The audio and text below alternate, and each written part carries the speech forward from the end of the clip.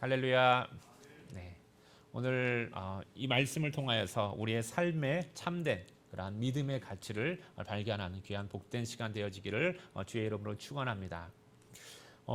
여러분도 잘 아시겠지만은 어느 그 케이블 방송사에서 이 드라마로 만들었던 세계적으로 유명한 그러한 이 드라마가 있죠. 예, 무슨 게임일까요? 네, 오징어 게임입니다. 오징어 게임. 혹시 여러분 그 게임을 보면서 여러분들이 어렸을 때 좋아했던 게임들 그렇게 많이 좀 보셨죠? 예. 혹시 그 나왔던 그러한 게임들 가운데서 혹시 여러분들이 좋아했던 가장 좋아했던 게임 어떤 게임들이 있을까요? 예. 보면은 뭐 무궁화 꽃이 피었습니다도 있고요, 뭐 구슬치기도 있고, 딱지치기. 뭐 딱지치기 여러분 잘 하셨나요? 예. 저는 딱지치기는 그렇게 많이 하지는 않았던 것 같아요. 그런데 그 제가 어렸을 때 그 했던 많은 게임들 가운데 저는 딱지치기 대신에 뭘 많이 했었냐면 양리 따먹기를 했어요. 양리 따먹기. 여러분 양리 따먹기 혹시 이게 뭔지 아시겠어요? 예. 생소하죠.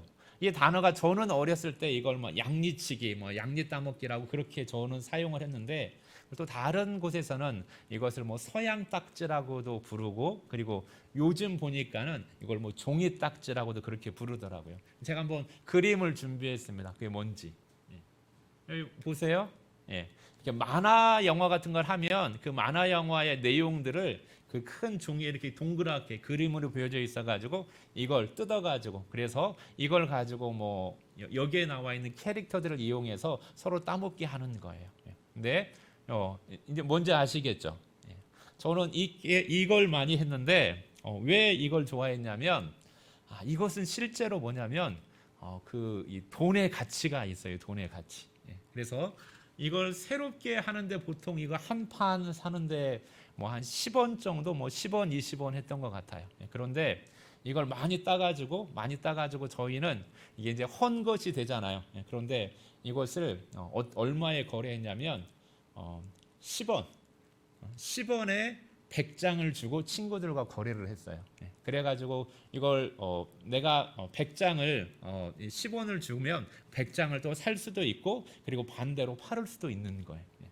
그래서 뭐 많으면은 저희 보면 이렇게 뭐 이 손마디에서 깨끼 손가락 두 마디가 100장 해가지고 많이 거래할 때는 일일이 세지 못하니까는 그렇게 해가지고 뭐 친구들한테 사기도 하고 팔기도 하고 그랬던 것 같습니다. 그런데요, 제가 이것은 어렸을 때 바로 뭐 했냐면 저의 재산이었어요, 재산. 그래서 이걸 모았는데 제가 몇 장까지 모았을까요? 여러분 한번 상상을 해보세요. 여러분은 혹시 이 게임 하신 분들 손 한번 표시 한번 해보실래요? 예, 많이 하셨군요. 우리 문 집사님 몇 장까지 모으셨습니까? 1000장. 예, 오 대단합니다. 우리 장로님. 예, 최고. 저는 몇 장까지 모았냐면 최고 기록이 3000장까지 모았어요. 3000장. 예. 그래가지고 3000장을 모았을 때는 이것을 어디다 놨을까요? 저희 집에 다락이 있는데 그 다락에다 숨겨놨어요. 예. 이걸 다른 사람이 뭐 저희 부모님이 보면 안 되는 거예요. 예. 그래가지고 다락에다 숨겨놔가지고 이것이 조금씩 쌓일 때마다 그 다락에 올라가서 계속 세는 거예요. 그래가지고 100장 단위로 모아놨다가 세고 그리고 정말로 보물처럼 간직한 거예요. 예. 그래서 3000장까지 모았으니까는 이게 얼마의 가치가 있을까요? 예? 예.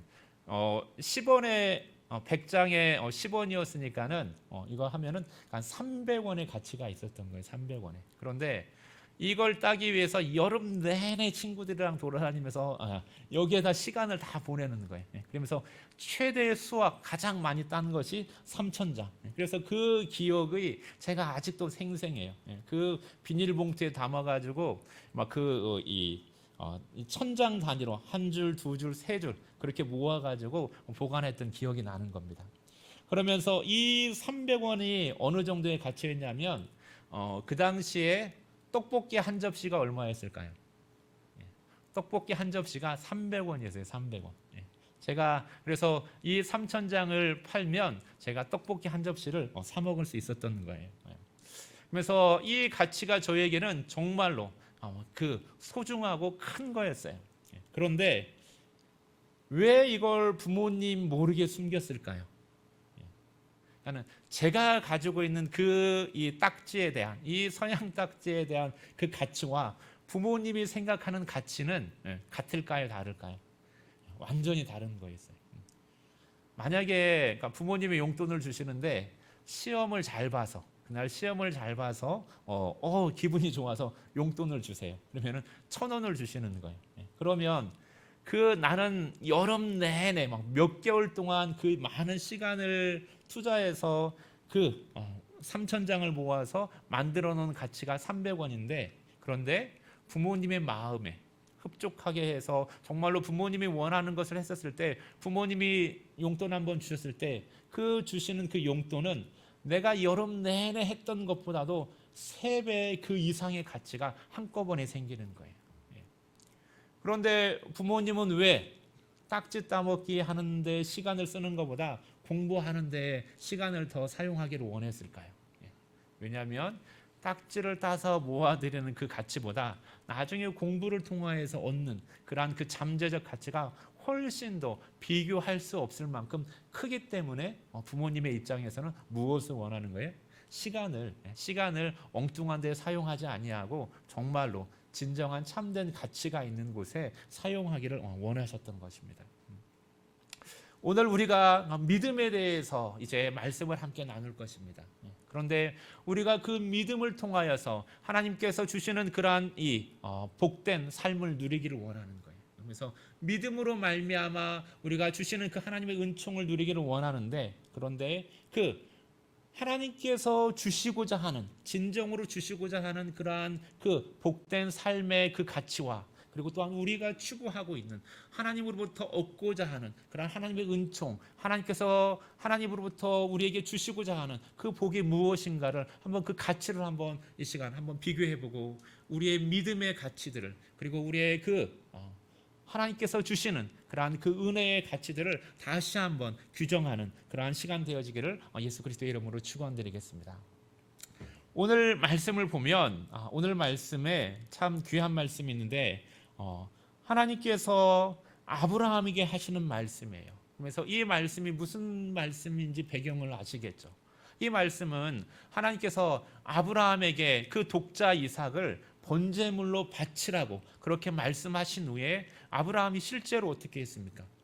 하나님께서 지시하신 그 모리아 땅에 가서 그 이삭을 꽁꽁 묶은 다음에 실제로 그 이삭을 번제물로 바치려고 그렇게 했던 순간 하나님께서 멈추시고, 그리고 나서 이제 그 하나님께서 준비하신 양으로 대신해서 번제물을 드리게 한 다음에 아브라함에게 해주시는 말씀이에요.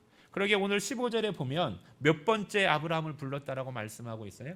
2번째 부르셨다라는 거예요. 2번째. 그래서 2번째 아브라함을 부르시면서 말씀하셨는데, 그 가운데 참 중요한 특징은 뭐냐면 하나님께서 맹세하셨다라는 거예요. 맹세. 하나님께서 뭐라고 말씀하십니까? 여호와께서 이르시되 내가 나를 가리켜 맹세하노니라고 말씀하신 거예요. 그러니까 하나님이 하나님을 가리켜서 맹세하신 거예요. 왜 하나님이 하나님을 가리켜서 맹세하셨을까요? 우리가 맹세라고 하면 주로 맹세할 때 그 맹세의 대상을 삼잖아요. 여러분 어렸을 때 맹세 많이 하잖아요. 누구의 이름으로 맹세합니까? 친구랑 이야기하면 내가 하늘을 두고 맹세한다. 하늘을 두고 맹세한다. 또는 우리 아버지의 이름을 걸고 맹세한다. 라고 그렇게 하죠. 그러면서 자기보다도 훨씬 더 높은 그러한 대상을 두고 맹세를 하는데, 하나님께서는 스스로 하나님의 이름을 두고 하나님을 가리켜서 맹세하신 거예요. 이게 무슨 의미가 있을까요? 하나님이 가장 지존하신 분이시기 때문에 그렇다라는 거예요. 하나님보다 더 높은 존재가 없기 때문에 하나님께서 하나님 스스로를 가리켜서 하나님 위에 맹세하시는 거예요. 그러면서 이것은 바로 무엇입니까? 약속하신 거예요. 약속. 그러면서 하나님께서 이렇게 자신의 이름으로 자신을 가리켜서 맹세하셨는데 그 맹세의 내용을 보니까는 왜 맹세를 하셨나 라고 말씀을 하는 걸 보니까는 이렇게 말씀하셨어요. 그 맹세의 이유를 보니까는 내가 이같이 행하여 라고 되어 있어요. 내가 이같이 행하여. 이같이 행하였다라는 것은 무엇입니까? 바로 앞에서 말씀하신 것처럼 그 아들, 너의 아들 그 독자 누구예요? 이삭도 아끼지 아니하였다라는 거예요. 아끼지 아니하였다는 건 하나님 말씀하셨을 때, 하나님이 번제물로 드리라라고 말씀하셨을 때 그거 아끼지 아니하고 그대로 하나님의 말씀에 순종하여서 번제물로 드리려고 했다라는 것입니다. 그러면 너가 이렇게 했기 때문에 내가 나를 두고 맹세하여서 너에게 이제 이러한 말씀을 실행하시겠다라는 거예요. 그런데 하나님께서 맹세하신 그 약속의 내용들, 그 맹세의 내용을 보니까는 그 맹세의 내용은 크게 몇 가지입니까? 세 가지를 말씀하고 있는 것을 보게 돼요. 크게 세 가지 말씀하셨는데 그 첫 번째가 뭡니까? 첫 번째는 내가 너에게 복을 주겠다라고 말씀하셨어요. 그런데 이것은 그냥 복이 아니라 어떠한 복을 주시겠다라고요? 큰 복을 주시겠다라고 말씀하셨어요. 이게 첫 번째입니다. 그 다음에 두 번째를 보면 무슨 약속을 하셨습니까? 두 번째는 자손에 관한 약속이에요. 후손에 관한 약속이에요. 그 약속을 보면 이렇게 말씀하고 있어요. 내 씨가 크게 번성하여 하늘의 별과 같고 바닷가의 모래와 같게 하리니. 하늘의 별과 바다의 모래와 같이 그렇게 많게끔 셀 수 없을 만큼 번성케 하시겠다라는 것입니다. 이것은 바로 양적인 그러한 번성함을, 그 후손의 번성함을 말씀하고 있어요. 그러면서 이것으로 끝나지 아니하고 다시 또 말씀하고 있는데 이렇게 말씀하고 있어요. 내 씨가 그 대적의 성문을 차지하리라. 그 대적이라는 것은 뭐겠어요? 그 후손들에게 있어서 그 적이 되어지는 그 모든 사람들, 그 사람들의 그 성을 차지하겠다라는 거예요. 이것은 그 아브라함의 후손들로 하여금 그렇게 질적인 그러한 하나님께서 주시는 그 축복, 그 번성함에 대한 약속을 해주시는 것입니다. 후손에 대한 약속인 거예요. 여러분, 하나님께서 주시는 은총이, 하나님께서 여러분에게 주시는 그 복들이 여러분에서만 멈추지 아니하고 여러분의 자손과 후손들에게도 그대로 이어지기를 예수 그리스도의 이름으로 축원합니다. 하나님께서는 이렇게 두 가지를 약속하셨고 그리고 거기에서만 멈추지 아니하고 또 다른 약속을 하나를 해주셨는데 그것은 바로 온 인류를 향한, 아브라함의 이웃을 향한 그러한 축복이었던 거예요. 이렇게 말씀하고 있죠. 내 씨로 말미암아 천하 만민이 복을 받으리니. 너와 너의 자손에게만 내가 너를 복되게 하는 것이 아니라 천하 만민으로 하여금 복을 받도록 하겠다라고 그렇게 말씀하시는 거예요.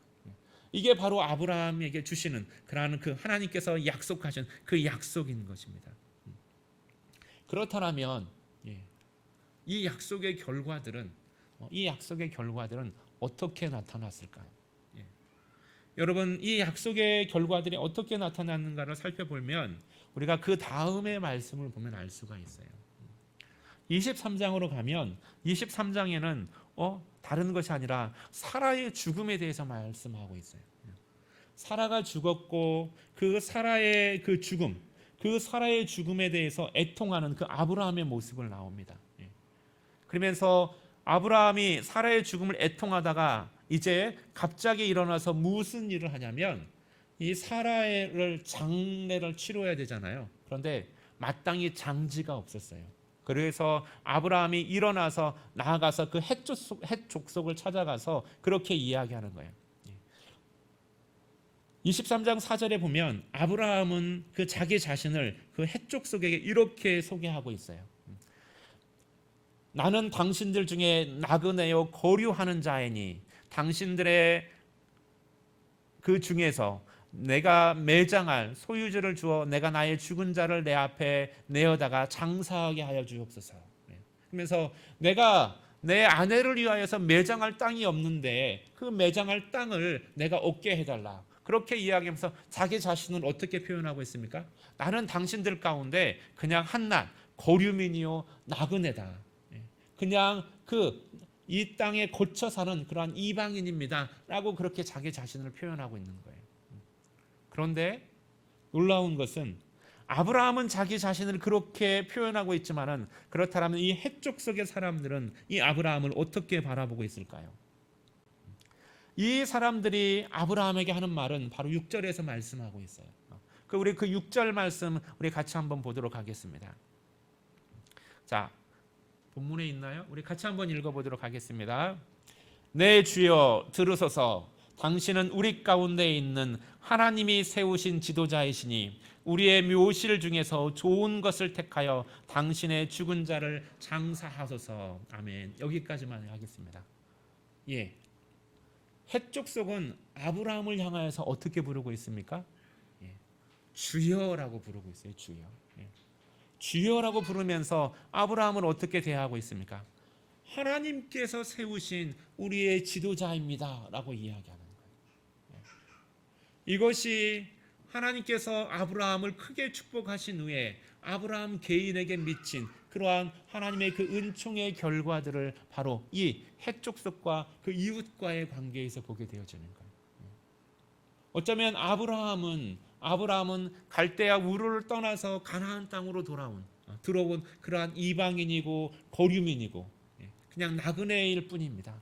그런데 하나님은 그 아브라함을 이제 어떻게 세우셨어요? 그들의 지도자로 세우신 거예요. 그런데 그냥 지도자가 아니라 이 모든 사람들이 보면서 하나님이 세우신 지도자라고 그렇게 부르고 있는 것을 보게 되죠.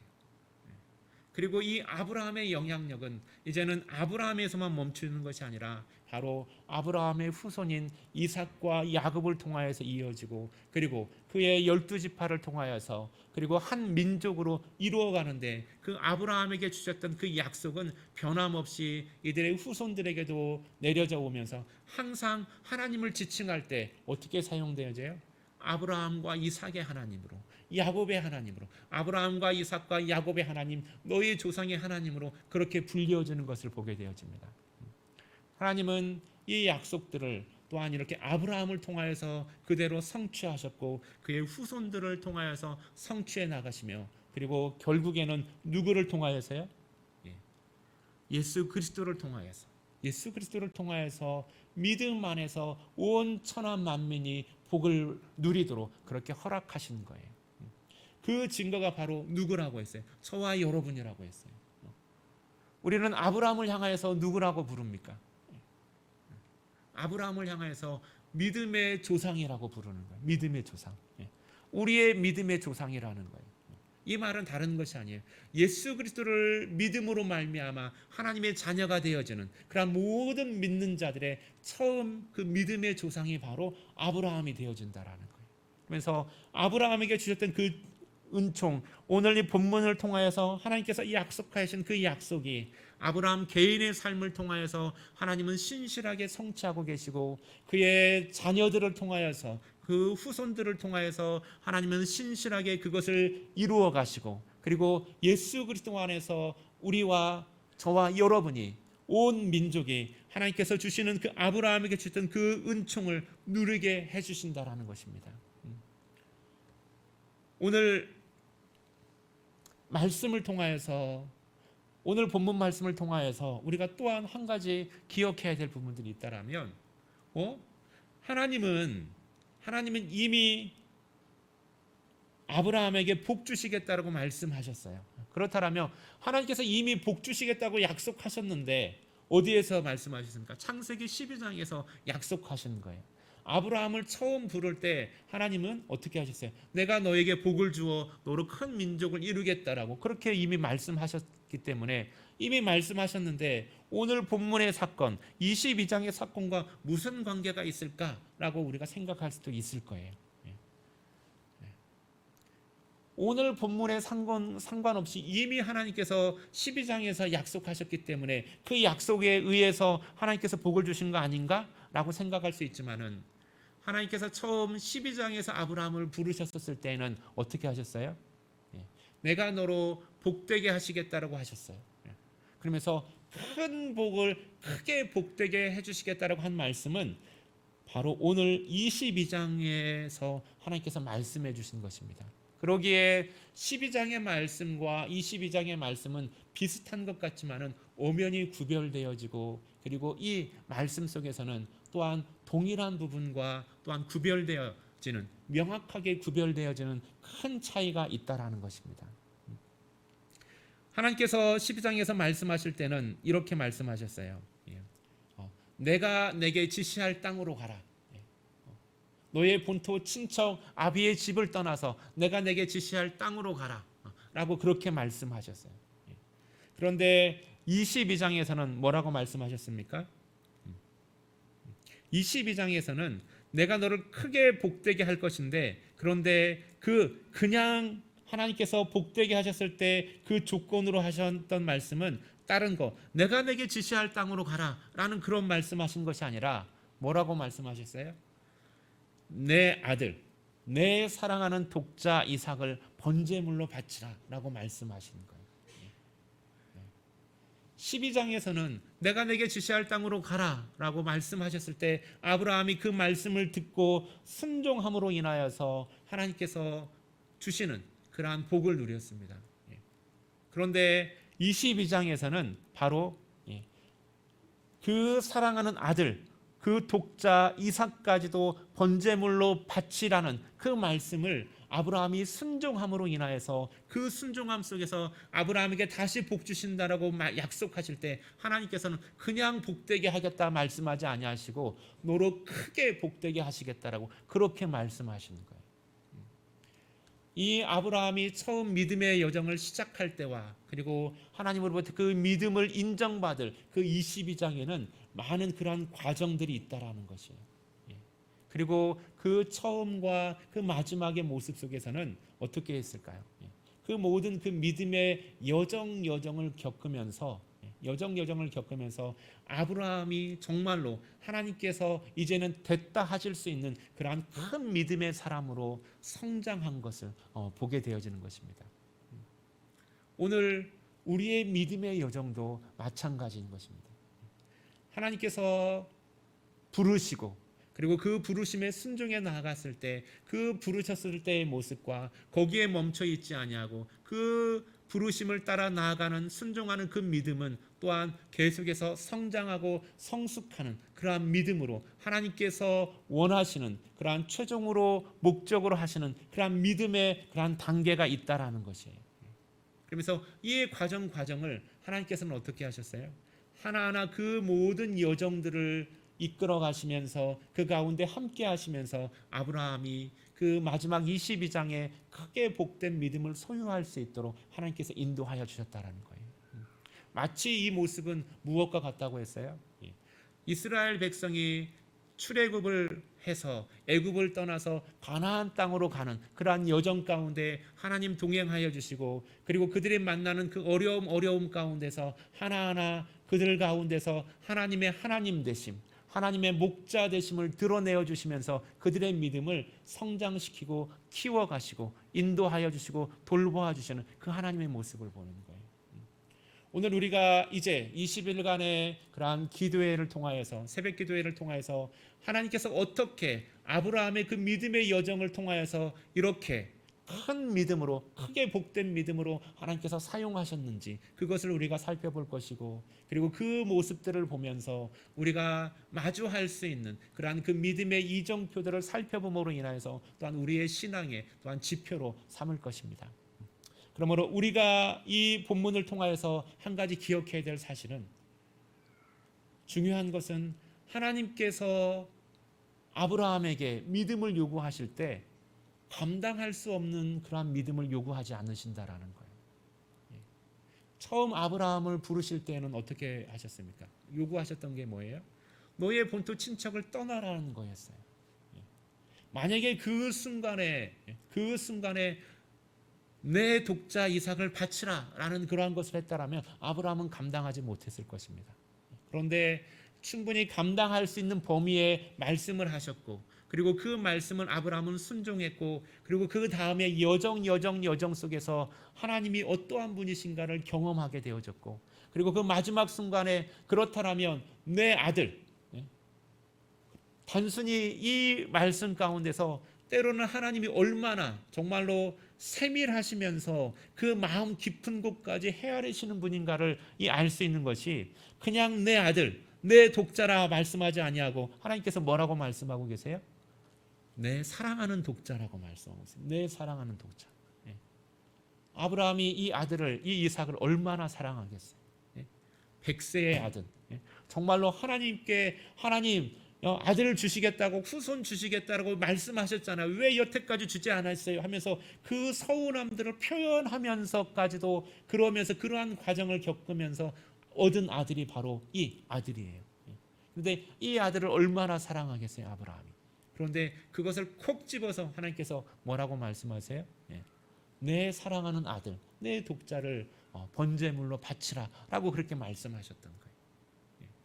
그런데 아브라함은 이제는 그것마저도, 내 사랑하는 아들마저도 하나님께서 행하실 것을 믿고 그 망설임 없이 하나님 앞에 번제물로 바치는 그 아브라함의 믿음을 보는 겁니다. 그러면서 그 믿음의 단계에 이르고 아브라함이 또한 그것을 극복할 수 있기 때문에, 순종할 수 있기 때문에 하나님께서는 요구하셨던 거예요.